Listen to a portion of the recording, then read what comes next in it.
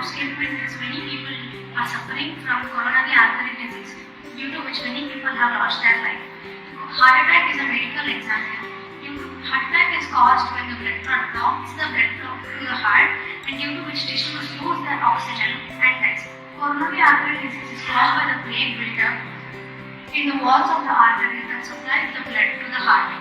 It is also known as coronary arteries. The causes of the heart attack are smoking, family history, high diabetes, and high blood pressure.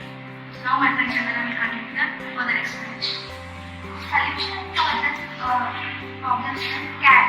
We need to develop an app called as CAT.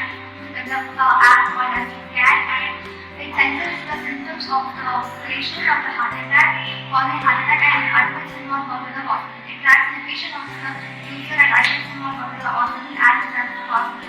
And the aim or the advantage of this app is to reduce the death rate due to heart attack. And the conclusion is most of the people with the coronary artery disease is wanted to be coronary artery bypass.